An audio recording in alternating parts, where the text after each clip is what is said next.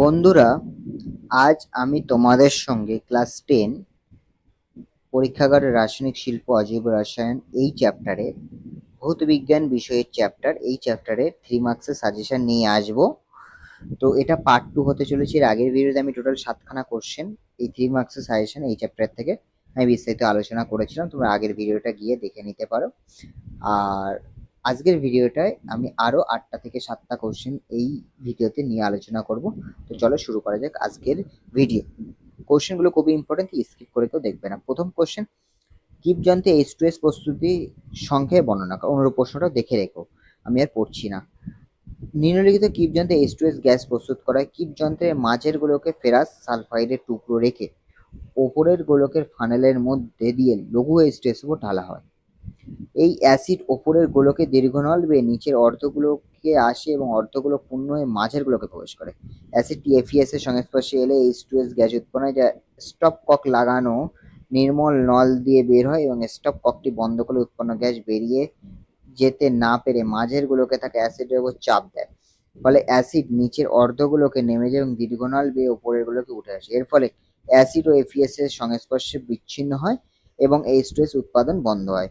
Stop ককটি খুলে দিলে মাঝের গুলোকে জমে থাকা H2S গ্যাস বেরিয়ে যায়। চাপ কমে যাওয়ার ওপরে গোলক থেকে অ্যাসিড আবার নিচের অর্ধগোলকে নেমে আসে এবং মাঝের গুলোকে উঠে এসে আবার এফইএস অ্যাসিডের সংস্পর্শে আসে। H2S উৎপন্ন হতে শুরু করে। বিক্রিয়া সমীকরণ FeS H2SO4 FeSO4 plus H2S। এবার আমি তোমাদের সামনে ছবিটা দেখাবো, একটুখানি ওয়েট করে যাও। এই হচ্ছে মেন ছবি, ঠিক আছে? এই যে দীর্ঘনল ফানেল, এখান থেকে চলে আসে লঘু H2SO4, তারপরে H2S গ্যাস, তারপরে এফইএস লঘু H2SO4, এই যে কিপ যন্ত্র এসেছে H2S গ্যাস তৈরি, ঠিক আছে?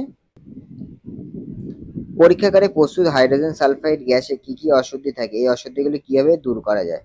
পরীক্ষাগারে প্রস্তুত হাইড্রোজেন সালফাইড গ্যাসের সাথে অশুদ্ধি হিসাবে সামান্য অ্যাসিড বাষ্প, জলীয় বাষ্প, হাইড্রোজেন গ্যাস মিশে থাকে।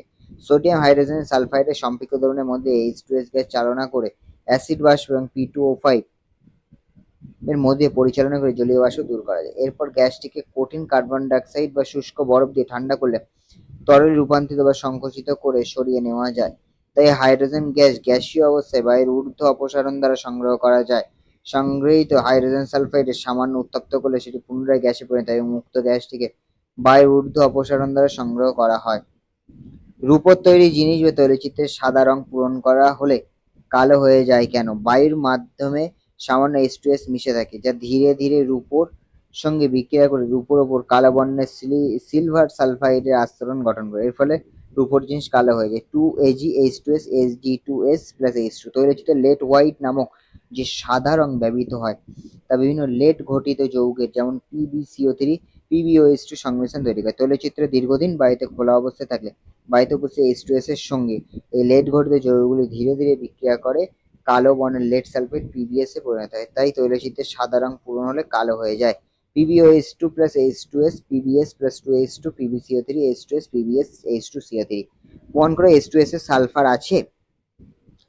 H2S পূর্ণ গ্যাস জারের মধ্যে একটি জ্বলন্ত কাঠি প্রবেশ করালে কাঠিটি নিভে যায়, কিন্তু গ্যাসটি নীল শিখায় জ্বলে।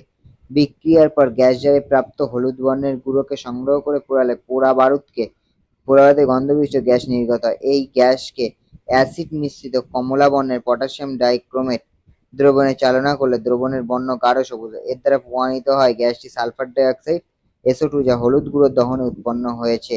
সুতরাং হলুদ গুঁড়োটি হলো সালফার, এই সালফার H2S থেকে এসেছে। সুতরাং হলুদ গুঁড়োটি হলো সালফার, এই সালফার H2S থেকে এসেছে। 2H2S O2 2H2 2S S plus O2 SO2 3SO2 K2Cr2O7 H2SO4 K2SO4 Cr2SO4 3 plus H2O কমলা সবুজ। পরীক্ষাগারে উৎপন্ন কোনো গ্যাস যে H2S তা কিভাবে শনাক্ত করবে? অনুরূপ প্রশ্ন H2S গ্যাসের শনাক্তকরণ বিক্রিয়াটি লেখো। উৎপন্ন গ্যাসটি যদি পচা ডিমের গন্ধযুক্ত হয় তাহলে বুঝতে হবে যে এটি H2S। উৎপন্ন গ্যাসের সংস্পর্শে যদি লেড অ্যাসিটেট PbCH3COO2 দ্রবণের সিক্ত কাগজে কালো হয়ে যায় তাহলে নিশ্চিতভাবে বলা যায় গ্যাসটি H2S।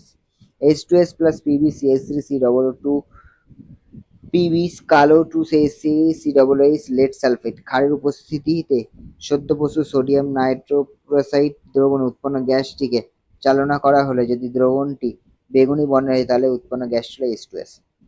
আয়নিক সংশ্লেষণ পদ্ধতিতে হাইড্রোক্লোরিক অ্যাসিডের শিল্প প্রস্তুতি সংক্ষেপে বর্ণনা করো। উপাদান ও নীতি। এই পদ্ধতিতে ল্যাবরেটরিতে উৎপাদিত হাইড্রোজেন H2 গ্যাস ও ক্লোরিন গ্যাসের সম-আয়তনিক মিশ্রণকে সিলিকা নির্মিত দহন প্রকোষ্ঠের ওপর দিয়ে চালনা করলে হাইড্রোক্লোরিক অ্যাসিডের সমন্বিত দ্রবণ প্রস্তুত করা হয়। এবার ছবিটা দেখাই।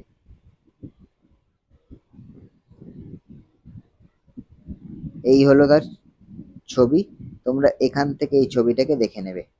তো এরপরে কি কি লেখা আছে সেগুলো আমি পড়ছি, তোমরা এখান থেকে ছবিটাকে দেখে নাও। পরে এতে লেখা আছে শর্ত। শর্ত কি? সমান আয়তনের হাইড্রোজেন H2O ক্লোরিন গ্যাসের মিশ্রণে একটি সিলিকা নির্মিত দহন প্রকোষ্ঠের মধ্যে দহন করা হয়। নলের মধ্যে H2O Cl2 পরস্পরে যুক্ত হাইড্রোজেন ক্লোরাইড HCl গ্যাস উৎপন্ন করে। এক্ষেত্রে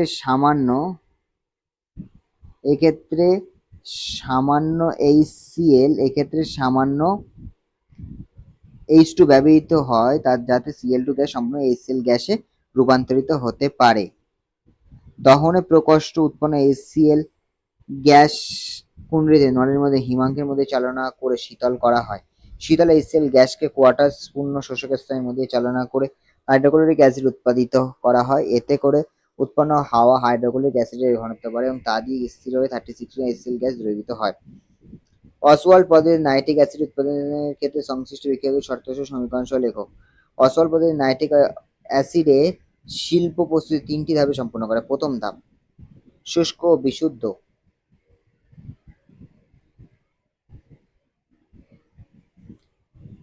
ও বিশুদ্ধ অ্যামোনিয়া গ্যাস ও ধূলিকণা মুক্ত বায়ুর মিশ্রণকে, যারা 1:7.5 আয়তন অনুপাতে 5 থেকে 7 বায়ুমণ্ডল হিসাবে 700 থেকে 800 ডিগ্রি সেন্টিগ্রেড উষ্ণতায় উত্তপ্ত প্লাটিনাম ও প্লাটিনাম রেডিয়াম ও ধাতু সংকরে নির্মিত তারজালির উপর দিয়ে অতি দ্রুত চালনা করা হয়।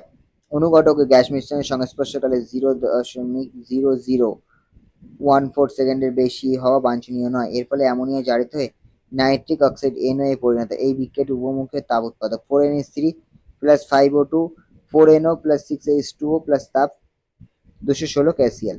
দ্বিতীয় ধাপ উৎপন্ন নাইট্রিক অক্সাইড দুটো ঠান্ডা করে বাইরের O2 দ্বারা জারিত করে নাইট্রোজেন ডাইঅক্সাইড NO2 উৎপন্ন হয়। 2NO plus O2 2NO2 plus তাপ 27.2 KCl। তৃতীয় ধাপ উৎপন্ন NO2 গ্যাস জল দ্বারা শোষিত হলে নাইট্রিক অক্সাইড HNO3 উৎপন্ন হয়। এক্ষেত্রে NO গ্যাস নির্গত। এভাবে প্রাপ্ত নাইট্রিক অ্যাসিড লঘু হওয়ায় একে পাতিত করে 68% ভর হিসাব পর্যন্ত ঘন করা যায়। তারপরে একে গাঢ় H2SO4 সহ পাতিত করলে 98% গাঢ় HNO3 পাওয়া যায়। 3NO2 ও H2O 2HNO3 প্লাস NO। এই ছবিটা তোমাদেরকে, এই হলো ছবি। এই ছবিটাকে তোমরা দেখে ভালো করে বুঝে নাও, ঠিক আছে? এবার আমরা পরের কোশ্চেনে চলে যাই। পরের কোশ্চেন, নীতি ও সমীকরণ সহ স্পর্শ পদ্ধতিতে সালফিউরিক অ্যাসিড ও H2SO4 প্রস্তুতি স্তরগুলো আলোচনা করো। স্পর্শ পদ্ধতিতে H2SO4 অ্যাসিড প্রস্তুতির নীতি ও সমীকরণ সহ লেখো। সালফার আয়রন পাইরাইডসকে অতিরিক্ত বায়ুতে পুড়িয়ে সালফার ডাইঅক্সাইড SO2 গ্যাস প্রস্তুত করা হয়। S+O2 SO2 4FeS2 plus 11O2 2Fe2O3 plus 8SO2।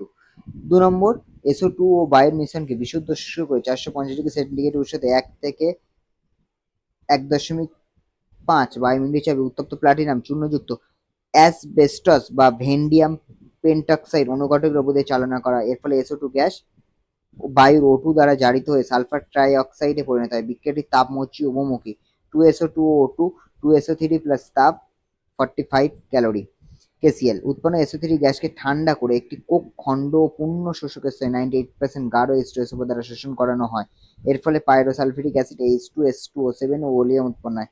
লেডের আস্তরণযুক্ত ট্যাঙ্কে ওলিয়ামকে সংগ্রহ করা হয়। SO3 প্লাস H2SO4 H2S2O7 পরবর্তীতে ওলিয়ামের সঙ্গে পরিমাণ মধ্যে পাতিত জল ধীরে ধীরে মিশে 98% গাঢ় H2SO4 প্রস্তুত করে। H2S2O7 plus H2O 2H2SO4। এই ছবিটাকে তোমরা দেখে নাও এবং এই ছবিটাই কিন্তু তোমাদেরকে পরীক্ষায় একদম সেম টু সেম রকম ভাবে আঁকতে হবে, ঠিক আছে? এই ছবিটা দেখে নাও এবং বোঝো। তো বন্ধুরা, আজকের ভিডিওটা এখানেই শেষ হচ্ছে।